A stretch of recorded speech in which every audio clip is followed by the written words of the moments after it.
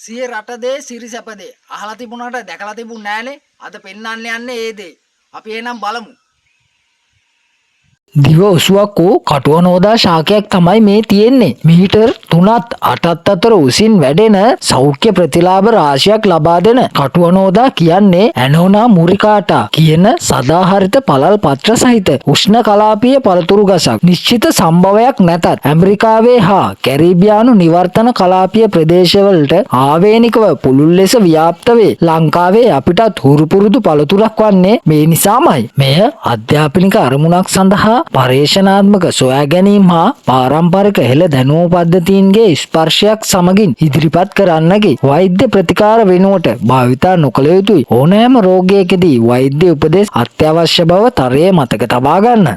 අනෝදාවල අඩංගු පෝෂණීය ගුණ රාශියකි. සෝඩියම්, පොටෑසියම්, මැග්නීසියම්, යකඩ, vitamin B, vitamin C, fibre තන්තු, ස්වභාවික ප්‍රතිඔක්සයිඩ් අඩංගු අනෝදා අපේ ශරීර සෛලවලට හානි කරන නරක ලෙඩ රෝගයන්ට එරෙහිව සටන් කරමින් ප්‍රතිශක්තිය වඩවාලීම සිදු කරනවා. ඒ නිසාම බෝන රෝග රාශියකට ප්‍රතිකාරයක් වෙනවා. හෘද රෝගීන්ට, දියවැඩියා රෝගීන්ට, පිළිකා රෝගීන්ට, මුත්‍රාශය රෝගවලට එනම් මුත්‍රා ගල්, මුත්‍රා අඩස්සිය, මුත්‍රා දැවිල්ල ආදී රෝගවලට ඒ වගේමයි ආර්ශස් වලටත් ගුණදායකයි. අක්මාවට හිත කරයි. තවද වකුගඩු රෝගීන්ට සුදුසු නොවේ. තවද බැක්ටීරියා රෙලේටඩ් රෝග, කාසාදන, දත් දිරා යාම, කොලරාව, ස්ටැෆිලෝ කොකස් යන ආසාදන හා පණුරෝග වලට එරෙහිව ක්‍රියා කරයි. තවද කාන්තාවන්ට ඇතිවෙන ශ්වේත ප්‍රදර, රක්ත ප්‍රදර රෝගවලට සුදුසුය. ඒ වගේමයි දැවිල්ල ඉදිමීම් අඩු කරයි. සන්ධි වේදනා, ආතරයිටිස් වැනි තත්ත්වයන් වලදී දැවිල්ල අඩු කරන්නද උදව් වෙනවා. අනෝදා ආහාරයට ගන්නා ආකාර රාශියක. එහිදී පළතුරක් ලෙස,